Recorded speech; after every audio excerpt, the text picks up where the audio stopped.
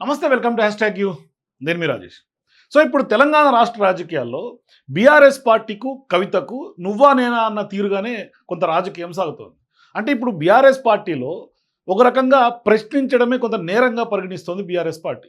గతం నుంచి కూడా ఇదే తీరు అవలంబిస్తోంది. ఇప్పుడు తాజాగా కవిత రూపంలో కొంత ప్రశ్నించినటువంటి నేపథ్యంలో ఆమెని కొంత చెక్ పెట్టే దిశగా కనిపిస్తోంది. ఇప్పుడు ఆమెకు మరొక షాక్ లాగా కనిపిస్తోంది. తెలంగాణ బొగ్గు కార్మిక సంఘానికి టీజీబీఎస్కు కొంత ఆమె గౌరవ అధ్యక్షురాలుగా ఉన్నారు. అయితే ఆమె అమెరికాలో ఉన్నటువంటి సందర్భంగా ఇప్పుడు నిర్దాక్షిణ్యంగా ఆమెను తప్పించి కొప్పుల ఈశ్వర్కి ఆ బాధ్యతలు ఇచ్చినటువంటి పరిస్థితి. అంటే గతంలో అమెరికాలో ఉన్న సందర్భంగా ఆమె ఆ పార్టీలో జరుగుతున్నటువంటి అనేక పరిణామాల్ని అధ్యక్షులుగా ఉన్నటువంటి కేసీఆర్కు లేఖ రూపంలో ఆమె తెర మీద తీసుకొచ్చి ఆయనకు రాసినటువంటి లేఖను లీక్ చేశారు.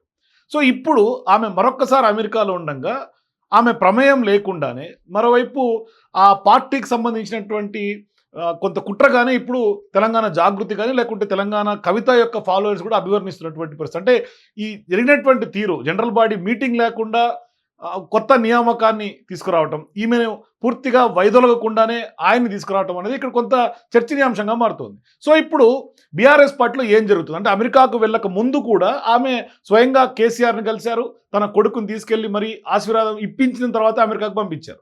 సో అది పూర్తిగా పర్సనల్, కానీ పర్సనల్ థింగ్స్కి రాజకీయానికి చాలా తేడాగా ఉంటుంది అనడానికి ఇది ఒక సెట్ ఆఫ్ ఎగ్జాంపుల్గా చెప్పుకోవచ్చు. సో ఇప్పుడు కవిత లేని సమయంలో ఆమె మీద ఇప్పుడు సొంత పార్టీ ఎమ్మెల్సీ అయినప్పటికి కూడా ఆమె మీద ఇప్పుడు బీఆర్ఎస్ పార్టీలో అతి పెద్ద రాజకీయం నడుస్తున్నట్టుగా కనిపిస్తుంది. అయితే ఇప్పుడు ఆమె కూడా స్పష్టంగా చెప్తుంది ఇది లేబర్ లాస్కి కొంత డిఫరెంట్గా, అంటే వాటిని డీవియేట్ చేసి మరి ఇటువంటి వ్యవహారానికి బీఆర్ఎస్ తెరలేపింది అనేది ఆమె స్వయంగా లేఖ రూపంలో ఆమె రియాక్షన్ ఇచ్చింది. అసలు బీఆర్ఎస్లో ఇప్పుడు ఏం జరుగుతుంది అంటే కవిత అమెరికాకు వెళ్ళిన సందర్భంగా ఆమె ప్రమేయం లేకుండా, సంప్రదింపులు జరపకుండా, మరోవైపు జనరల్ బాడీ మీటింగ్ లేకుండా ఇటువంటి వ్యవహారానికి తెరలేపటమే కొంత బీఆర్ఎస్ పార్టీలో కొంత సంచలనంగా మారుతోంది. అసలు ఇప్పుడు బీఆర్ఎస్ పార్టీ సొంత ఎమ్మెల్సీ అయినటువంటి కవితకు రాజకీయంగా బీఆర్ఎస్ పార్టీ చెక్ పెట్టేందుకే కొంత సిద్ధమైనట్టుగా జరుగుతున్నటువంటి పరిణామాలు చూస్తుంటే కనిపిస్తుంది. అంటే తెలంగాణ బొగ్గుగని కార్మిక సంఘానికి సంబంధించి కవిత గౌరవ అధ్యక్షురాలుగా ఆమెను తొలగించకుండానే మరొకరిని ఇప్పుడు బాధ్యతలు అప్పగించడం, కొప్పుల ఈశ్వర్ని ఆ బాధ్యతలు అప్పచెప్పడం అనేది కొంత రాజకీయ వర్గాల చర్చనీయాంశంగా మారుతుంది. అంటే ఆమెను కావాలనే ఆ సంఘం యొక్క బాధ్యతల నుంచి తొలగించినట్లుగా స్పష్టంగా అర్థమవుతుంది. అంటే ఆమెను పూర్తిగా తప్పించకుండానే ఇంకొకరికి అవకాశం ఇచ్చారు. ఏదైనా సంఘం నుంచి ఒకరు బాధ్యతలు తొలగించాలంటే ఖచ్చితంగా జనరల్ బాడీ మీటింగ్ నిర్వహించాల్సి ఉంటుంది. అది ఖచ్చితంగా రూల్స్ ప్రకారం ఉంటుంది. అందులో తీర్మానం కూడా చేయాల్సినటువంటి అవసరం ఉంది. అయితే అలాంటిది ఏమీ లేకుండా, జరగకుండా అమెరికా పర్యటనలో ఉన్నటువంటి సమయంలోనే తొలగించడమే ఇప్పుడు పార్టీలో ఏం జరుగుతోంది అన్నది ఇప్పుడు కొంత క్యాడర్లో అట్లాగే కవిత యొక్క ఫాలోవర్స్లో తెలంగాణ జాగృతిలో కూడా ఇప్పుడు ఒక హాట్ టాపిక్గా మారుతుంది. తెలంగాణ రాజకీయ వర్గాల్లో కూడా ఇది ఒక చర్చనీయాంశంగా మారుతుంది. అయితే ప్రస్తుతం బీఆర్ఎస్ పార్టీ ఎమ్మెల్సీగా ఉన్నటువంటి కవిత స్పష్టంగా ఆమె బీఆర్ఎస్ పార్టీలో కొనసాగుతున్నారు. మరోవైపు ఆమె సొంతంగానే కొంత తెలంగాణ జాగృతిని స్ట్రెంగ్తన్ చేస్తూ ఉన్నారు. మరి ఇప్పుడు తెలంగాణ బొగ్గుగని కార్మిక సంఘ గౌరవ అధ్యక్షురాలుగా ఆమె ఉన్నారు. కానీ పార్టీ అధికారంలో ఉన్న సమయంలో కార్మికుల హక్కుల సాధన కోసం పోరాటం చేశారు.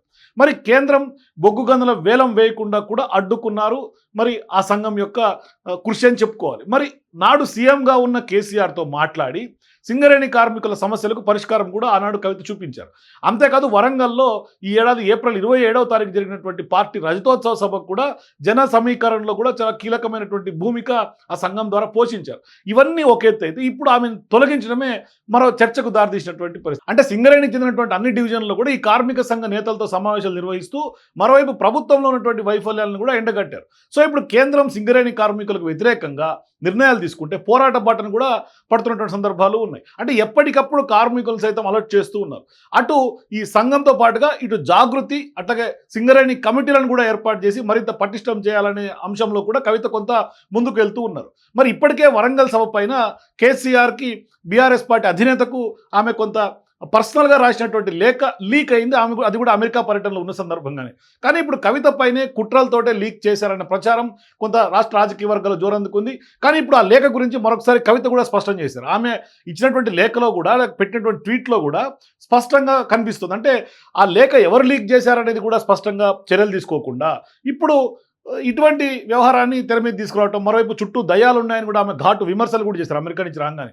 దీంతో ఇప్పుడు పార్టీలో సర్వత్రా చర్చనీయాంశంగా మారుతోంది. మరి ఈ ఘటన సద్దుమనగక ముందే మళ్ళీ కవితను ఇప్పుడు టీబీజీకే దానికి సంబంధించినటువంటి గౌరవ అధ్యక్షులుగా ఉన్నటువంటి ఆమెను తొలగించారు. అంటే ఆమె అమెరికా పర్యటనలో ఉండటం, జనరల్ బాడీ సమావేశాన్ని సంఘం కార్యాలయంలో నిర్వహించకుండా తెలంగాణ భవన్లో, మరి ముఖ్యంగా బీఆర్ఎస్ పార్టీ కనుసన్నల్లో, కేటీఆర్ కనుసన్నల్లో నిర్వహించడం, సమాచారం లేకుండానే కవితను పదవి నుంచి తొలగించడం ఇప్పుడు స్పష్టంగా ఒక రాజకీయ దుమారం రేపుతోంది. అంటే కేవలం సంఘం నుంచి తొలగించారా, లేదు అంటే త్వరలోనే పార్టీ నుంచి కూడా ఏమన్నా కవితను సాగనంపే కుట్ర ఏమన్నా చేస్తోందా బీఆర్ఎస్ అన్నది ఇక్కడ అనుమానాలు తెర మీదకి తీసుకొస్తున్నటువంటి పరిస్థితి. ఇప్పుడు సర్వత్రా చర్చ కూడా అదే జరుగుతుంది. అంటే ఇప్పుడు పార్టీ నుంచి కవితను ఏమన్నా పంపించే ప్రయత్నం ఏమైనా జరుగుతోందా, మరి పార్టీ కోసం పనిచేస్తున్నానని చెప్తున్నటువంటి కవితను అసలు ఎందుకు సంఘ ఆ పదవి నుంచి కూడా ఉద్వాసన పలికారు అన్నది ఇప్పుడు పార్టీ నేతల్లో కూడా చర్చించుకుంటున్నటువంటి పరిస్థితి. మరి గత కొంతకాలంగా కేటీఆర్కి కవితకి మధ్య గ్యాప్ పెరిగిందన్న చర్చ ప్రధానంగా రాజకీయ వర్గాల్లో వినిపిస్తోంది. ఆ దిశగా రాజకీయ పరిణామాలు కూడా దిశగానే కనిపిస్తూ ఉన్నాయి. మరి ఇప్పుడు కేసీఆర్ను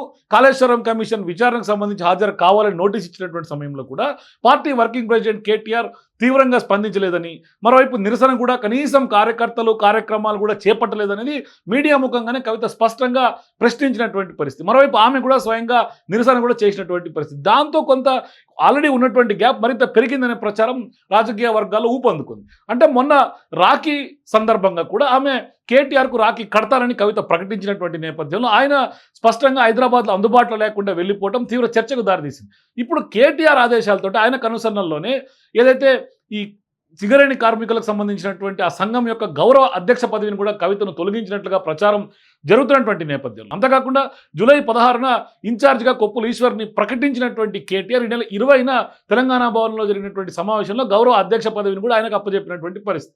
దీంతోనే ఇప్పుడు కవితకి కేటీఆర్కి మధ్య కొంత గ్యాప్ పెరిగింది, విభేదాలు స్పష్టంగా ఉన్నట్టుగా కనిపిస్తోంది. సో ఇప్పుడు రాజకీయ వర్గాల్లో ఖచ్చితంగా బీఆర్ఎస్ పార్టీ వర్కింగ్ ప్రెసిడెంట్ కేటీఆర్కి కవితకి పూర్తి స్థాయిలో గ్యాప్ మరింత పెరిగిందనేదే కనిపిస్తుంది. మరి ఈ ఒక్క పరిణామమే గులాబీలో తీవ్రమైనటువంటి పరిణామం దారితీస్తుంది. కవితను కావాలనే పదవి నుంచి తప్పించారన్న అనుమానాలు కూడా ఇప్పుడు ఆ సంఘంలో కూడా చర్చనీయాంశంగా మారుతోంది.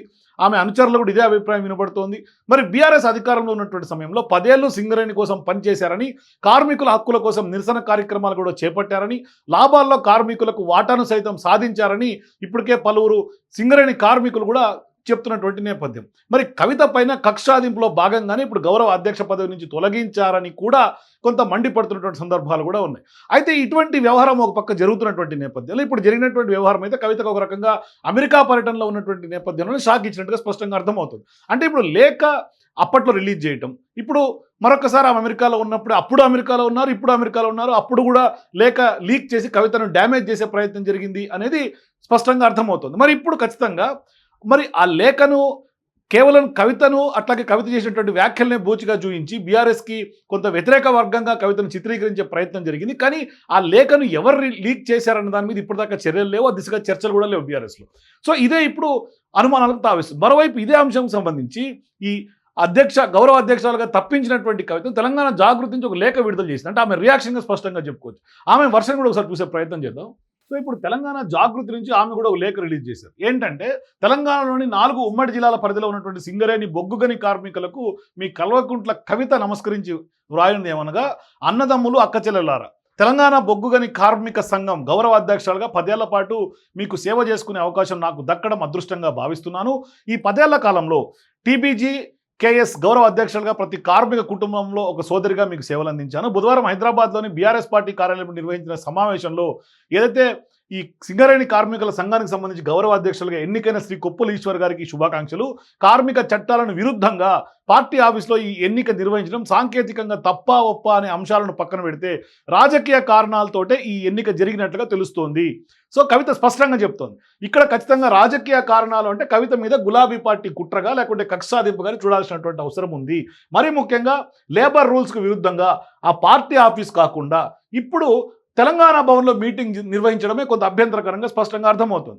సో ఇప్పుడు తెలంగాణ రాష్ట్ర సాధన ఉద్యమంలో భాగంగా సింగరేణి బొగ్గుగని కార్మికులను ఏకతాటిపైకి తెచ్చి పోరాటంలో భాగస్వామ్యం చేసినందుకు నేను మొదటి నుంచి 3 వరుసల్లో ఉండి పనిచేశాను. 2015 ఆగస్టు 17వ తేదీన కొత్తగూడెంలో నిర్వహించినటువంటి జనరల్ బాడీ సమావేశంలో 11 ఏరియాల నుంచి హాజరైనటువంటి 1000 మందికి పైగా సభ్యుల సమక్షంలో నన్ను గౌరవ అధ్యక్షులుగా ఎన్నుకున్నారు. ఈ సమావేశంలో అప్పటి టీబీజీ కేఎస్ అధ్యక్షుడు కనకరాజు, ప్రధాన కార్యదర్శి మిర్యాల రాజిరెడ్డి, వర్కింగ్ ప్రెసిడెంట్ ఏనుగు రవీందర్ రెడ్డితో పాటుగా సీనియర్ నాయకులు కెంగర్ల మల్లయ్య సహా అందరూ ముఖ్య నాయకులు పాల్గొన్నారు. మరి టీబీజీ కేఎస్లో జరిగే అన్ని నిర్ణయాలను కూడా గౌరవ అధ్యక్షురాలి హోదాలో నేనే తీసుకునేలా కూడా తీర్మానం చేశారు. తెలంగాణలో కాంగ్రెస్ అధికారంలోకి వచ్చిన తర్వాత సింగరేణి కార్మికుల సంక్షేమం కోసం నేను పోరాడుతుంటే కొందరు నాపై కుట్రలు పన్నుతున్నారు. ఇక్కడ స్పష్టంగా ఆమె రాసినటువంటి పరిస్థితి. అంటే ఇప్పుడు కవిత పైన కుట్ర జరుగుతోంది, బీఆర్ఎస్ పార్టీ కుట్ర చేస్తుంది అనే దానికి ఈ లైన్ స్పష్టంగా ఆమె వైపు నుంచి వచ్చేసింది. అలాంటి కుట్రలతో వ్యక్తిగతంగా నాకు వచ్చే నష్టమేమీ లేకపోయినా కార్మికుల శ్రేయస్సుకు కృషి చేస్తున్న నన్ను తొలగించి వారి ఐక్యతను దెబ్బతీయడం కొందరి లక్ష్యంగా కనిపిస్తోంది. అంటే ఇక్కడ సింగరేణి కార్మికుల యొక్క మధ్య కూడా కొంత స్ప్లిట్ చేసే దిశగా, అంటే వాళ్ళ ఐక్యత దెబ్బతీసే దిశగా బీఆర్ఎస్ పార్టీ కుట్ర పన్నినట్టుగా కవిత చెప్తూ ఉన్నారు. సో ఇప్పుడు ఉమ్మడి ఆంధ్రప్రదేశ్లోనే సంస్థలో డెవలప్మెంట్ డిపెండెంట్ ఉద్యోగాలు ఇచ్చే పద్ధతిని పక్కన పెడితే గౌరవ కేసీఆర్ గారిని ఒప్పించి తిరిగి డిపెండెంట్ ఉద్యోగాలను కారుణ్య నియామకాల పేరుతో పునరుద్ధరించేలా కూడా చేశాను. తద్వారా సింగరేణిలో 19,463 మంది యువతకు ఉద్యోగాలు ఇప్పించారని తెలియజేయడానికి సంతోషిస్తున్నాను. సకల జనుల సమ్మెతో సింగరేణిలో తట్టా చెమ్మాస్ బంద్ పెట్టి స్వరాష్ట్ర సాధన ఆకాంక్షలు ఢిల్లీకి తెలియజేసేలా కృషి చేసిన మన కార్మికులకు రాష్ట్ర ఆవిర్భావం తర్వాత ప్రభుత్వ ఉద్యోగాలతో సమానంగా తెలంగాణ ఇంక్రిమెంట్ కూడా ఇప్పించాను. కార్మికులు తీసుకునే 10 లక్షల పైబడిన హౌసింగ్ లోన్పై వడ్డీ చెల్లింపు కానీ, కార్మికులు నివసించే క్వార్టర్స్కు ఉచిత కరెంటు, ఉచిత ఏసీ సదుపాయం ఇప్పించాను. కార్మికులకు ఇచ్చే మ్యాచింగ్ గ్రాంట్ 10 రెట్లు పెంచేందుకు పాటుపడినాను. ఐఐటి, ఐఐఎం లాంటి ప్రతిష్టాత్మక విద్యా సంస్థల్లో సీట్లు సాధించిన కార్మిక కుటుంబాల్లోని పిల్లలకు కూడా ఫీ రియంబర్స్మెంట్ సదుపాయం కూడా తీసుకొచ్చాను. భారత రాజ్యాంగ నిర్మాత డాక్టర్ బిఆర్ అంబేద్కర్ గారి జయంతి రోజున పూర్తి వేతనంతో కూడిన సెలవు మంజూరు చేయించాను. సంక్రాంతి, రంజాన్, క్రిస్మస్ పండుగలకు అడిషనల్ సెలవు మంజూరు చేయించాను. కార్మిక కుటుంబానికి మాత్రమే పరిమితమైన కార్పొరేట్ వైద్యాన్ని వారి తల్లిదండ్రులకు కల్పింపజేశాను. క్యాడర్ స్కీమ్, మరణించిన లేదా మెడికల్ అన్ఫిట్ అయిన కార్మిక కుటుంబాల్లోని వారసులు మేజర్ అయ్యేంత వరకు కూడా ఎంఎంసీ సదుపాయం కల్పించడం సహా కార్మిక కుటుంబాలకు అండగా నిలిచేందుకు ఎన్నో పథకాలు అమలు చేయడంలో క్రియాశీలకంగా పనిచేశాను. మరి భారత రాష్ట్ర సమితిలో కొన్నాళ్ళుగా జరుగుతున్నటువంటి పరిణామాలు మీకందరికీ తెలిసి ఉంటుందని భావిస్తున్నాను. పార్టీ రజతోత్సవ సభలో పార్టీ అధినేత కేసీఆర్ గారి ప్రసంగంపై వివిధ వర్గాలు, ప్రజలు వ్యక్తం చేసినటువంటి అభిప్రాయాలను నేను లేఖ రూపంలో తెలియజేశాను. నా తండ్రి గారైనటువంటి కేసీఆర్ గారికి నేను గతంలోనూ ఇలాంటి ఎన్నో లేఖలు రాశాను. నేను గతంలో అమెరికా పర్యటనలో వెళ్ళినప్పుడు కేసీఆర్ గారికి రాసిన ఆ లేఖను లీక్ చేశారు. ఆ లేఖ లీక్ చేసి నాపై కుట్రలకు పాల్పడుతున్నటువంటి వారు ఎవరో బయట పెట్టాలని నేను కోరాను. పార్టీలో జరుగుతున్నటువంటి వ్యవహారాలను నేను ప్రశ్నించడమే తప్పు అన్నట్లుగా నాపై కక్ష కట్టారు. ఆ తర్వాత జరుగుతున్నటువంటి పరిణామాలు, ఘటనలు అన్నీ మీ మననంలోనే ఉన్నాయని అనుకుంటున్నాను. ఆడబిడ్డగా పార్టీ నుంచి కోరి రాసిన లేఖను లీక్ చేసిన కుట్రదారులు ఎవరో చెప్పాలని కోరితే నాపైనే కక్ష కట్టారు. ఆ కుట్రదారులే నన్ను వివిధ రూపాల్లో వేధింపులకు గురి చేస్తున్నారు. నేను అమెరికా పర్యటనలో ఉన్న సమయంలో కార్మిక చట్టాలకు విరుద్ధంగా టీబీజేకేఎస్ సెంట్రల్ కమిటీ సమావేశం నిర్వహించి కొత్త గౌరవ అధ్యక్షుడిని ఎన్నుకున్నట్లుగా ప్రకటించారు. టీజీబీకేఎస్ గౌరవ అధ్యక్షురాలుగా పదవిలో ఉన్నా లేకున్నా ప్రతి కుటుంబంలో సభ్యురాలుగా ఎల్లవేళలో నేను మీ వెంటే ఉంటాను. గడిచిన దశాబ్ద కాలంలో సంఘం గౌరవ అధ్యక్షులుగా, అంతకుముందు ఉద్యమ నాయకురాలుగా ఎలాంటి సేవలు అందించానో ఇకపై నా కూడా కార్మికుల కోసం అలాగే పనిచేస్తాను. కార్మికులకు ఏ చిన్న కష్టం వచ్చినా మీకు అండదండగా ఉంటానని నేను మాట ఇస్తున్నాను. ధన్యవాదంతో కల్వకుంట్ల కవిత. సో ఇప్పుడు కవిత క్రిస్టల్ క్లియర్గా చెప్పేశారు, బీఆర్ఎస్ పార్టీలో ఖచ్చితంగా కవిత పైన కుట్ర జరుగుతోంది.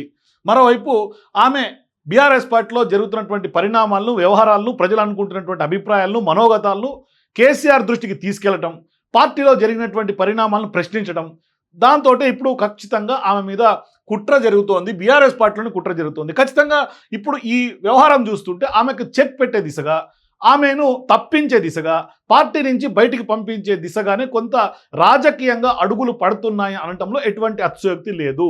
సో భవిష్యత్తులో బీఆర్ఎస్ పార్టీ నుంచి కూడా కవిత మరి ఆమె బయటికి రాకుండా, ఆమె కవిత బీఆర్ఎస్ పార్టీలో ఉంటానని చెప్తూనే, వచ్చే అధికారం మనదే అని చెప్తూనే ఆమె కొంత కాన్ఫిడెన్స్గా కలుపుకొని వెళ్ళే ప్రయత్నం చేసినప్పటికీ బీఆర్ఎస్ పార్టీ ఈమెని ఓన్ చేసుకునే పరిస్థితిలో కనిపించట్లేదు.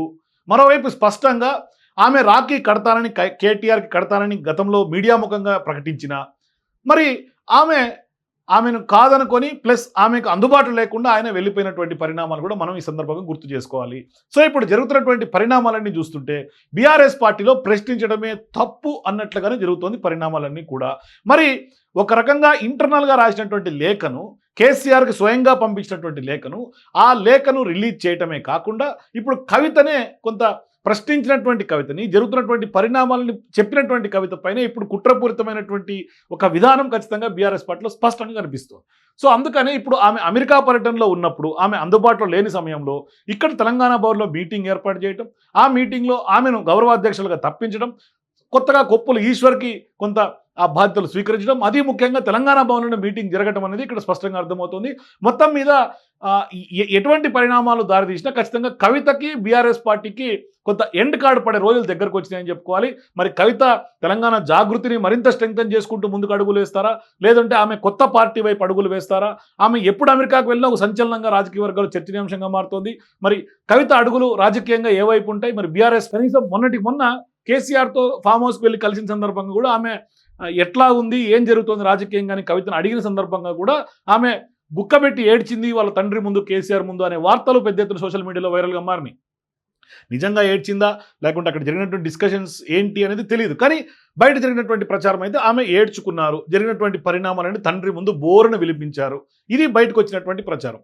అయితే ఇక్కడ విలపించినా లేకుంటే ఏం జరిగినా కవితకు వాళ్ళ తల్లిదండ్రులుగా ఉన్నటువంటి కేసీఆర్ గారికి, అట్లాగే వాళ్ళ మదర్తో అయితే మాత్రం ఖచ్చితంగా ఎమోషనల్ బాండింగ్, సెంటిమెంటల్ అటాచ్మెంట్ అయితే మాత్రం స్పష్టంగా ఉంది. కానీ రాజకీయంగా ఒక రకంగా బీఆర్ఎస్ పార్టీలో ఆధిపత్య పోరు కనిపిస్తోంది. కేటీఆర్ వర్సెస్ కవితగా గ్యాప్ మరింత పెరిగింది అనుకోవాలి. ఘటన చూసిన తర్వాత భవిష్యత్తులో తెగదెంపుల దాకా వెళ్తున్నప్పటికీ కూడా ఆశ్చర్యం పోవాల్సినటువంటి అవసరం లేదు. ఇప్పటికే తెగదెంపుల దాకా వెళ్ళినట్టుగానే భావించాలి. ఎందుకంటే కేటీఆర్కి కవితకి ఎమోషనల్ బాండింగ్ కట్ అయిపోయినట్టుగా కనిపిస్తుంది. అంటే ఇప్పుడు ఆమె లేని సందర్భంగా ఆమెను పక్కను వైదొలిపి కొప్పుల ఈశ్వర్ని అక్కడ ఎక్కించారు గౌరవ అధ్యక్షురాలుగా, అంటే ఖచ్చితంగా ఆమెని పక్కన నెట్టే ప్రయత్నమే జరిగింది. సో ఇప్పుడు ఖచ్చితంగా ఇప్పటికే కవితతో ఉన్నటువంటి ఫాలోయర్స్ కానీ, కవిత పార్టీలో తెలంగాణ జాగృతిలో ఉన్నటువంటి వాళ్ళందరికీ కూడా బీఆర్ఎస్లో నో ఎంట్రీగా చెప్తున్నటువంటి పరిస్థితి. కవిత కూడా తెలంగాణ భవన్కి వెళ్ళినటువంటి పరిస్థితి. ప్రెస్ మీట్లు ఇండివిజువల్గా పెట్టుకుంటున్నారు. పార్టీ యాక్టివిటీస్ అన్ని ఓన్గా మానిటర్ చేసుకుంటారు. పార్టీ లైన్లోనే ఆమె లేదు, ఆమె సొంత ఎజెండాతో ముందుకు వెళ్తున్నారు. రాజకీయంగా ప్రభుత్వంలో చేస్తున్నటువంటి మంచైనా చెడునైనా ఉన్నట్టుగా మాట్లాడే, కొంత ప్రజలకి చేరువవుతూ ప్రజా సమస్యల కోసం గలమెత్తు ఉన్నారు కవిత. కానీ బీఆర్ఎస్ పార్టీ ఒక రకంగా చెప్పాలంటే కవితను ఫాలో అవుతున్నటువంటి పరిస్థితి. ఒక రకంగా బీసీ రిజర్వేషన్ల విషయమైనా ఏ విషయం తీసుకున్నా కొంత కవిత తన సెల్ఫ్ ఎజెండాగా, సెల్ఫ్ పొలిటికల్ స్ట్రాటజీస్ తోటే ముందుకు వెళ్తున్నారు. బీఆర్ఎస్ పార్టీతో ఆల్మోస్ట్ ఆల్ ఈ వ్యవహారం తర్వాత కవితకు బీఆర్ఎస్కి తెగదెంపులు అయిపోయినట్టుగా అందరూ భావించాల్సినటువంటి అవసరం ఉంటుంది. మరి భవిష్యత్తులో కవిత ఏం చేస్తారనేది మాత్రమే $1 మిలియన్ క్వశ్చన్. గతంలో అమెరికా నుంచి వచ్చిన తర్వాత ఆమె కేసీఆర్ చుట్టూ దయ్యాలు ఉన్నాయి అని ఆమె కామెంట్స్ చేశారు ఎయిర్పోర్ట్లో. ఇప్పుడు అమెరికా నుంచి వచ్చిన తర్వాత ఆమె ఎటువంటి హాట్ కామెంట్స్ చేస్తారో అన్న ఉత్కంఠ, ఆసక్తి నెలకొంది. సో ఇప్పుడు అమెరికా నుంచి వచ్చిన తర్వాత కవిత 15 రోజుల ట్రిప్ అనుకుంటే అమెరికాకు పోవటం, వచ్చిన తర్వాత పరిణామాలు ఎట్లా దారితీస్తాయి, మరి ఆమె ఎటువంటి నిర్ణయం తీసుకుంటారు, మరి ఆమె తీసుకునేటువంటి నిర్ణయం పట్ల తెలంగాణ రాజకీయ ముఖ చిత్రం కూడా మారే అవకాశాలు ఉంటాయి. ఎందుకంటే ఆమె బయటికి వచ్చి ఇప్పటికే పోరాటం చేస్తున్నటువంటి నేపథ్యంలో భవిష్యత్తులో రాజకీయంగా ఒక అడుగు ముందుకేస్తే ఖచ్చితంగా బీఆర్ఎస్ పార్టీకే నష్టం జరిగే అవకాశాలు ఎక్కువ శాతం ఉంటాయి. ఒకవేళ ఆ దిశగా అడుగులు వేస్తే ఎవరికి లాభం, ఎవరికి నష్టం, మరి ఎటువంటి నిర్ణయం తీసుకునే అవకాశం ఉంటుంది? బీఆర్ఎస్ పార్టీ కనీసం ఇప్పటికైనా కవితను కలుపుకెళ్తుందా, లేదంటే కనుక ఇప్పటికైనా వేరుబడిగానే చేస్తున్నటువంటి సందర్భాలే ఉంటాయా? భవిష్యత్తులో కూడా ఆ దిశగానే చెక్ పెట్టి పార్టీ నుంచి పంపే ప్రయత్నాలు ఏమైనా చేస్తుందా? మరి నిజంగానే ఇప్పుడు కవిత చెప్తున్నటువంటి కుట్రలన్నీ కూడా ఇంకా భవిష్యత్తులో కవితను అనగదొక్కే కుట్ర ఇంకా ఏం చేస్తుంది బీఆర్ఎస్ పార్టీ? మీ అభిప్రాయాలు కూడా కింద కామెంట్స్ తెలియజేయండి. For more videos please watch #.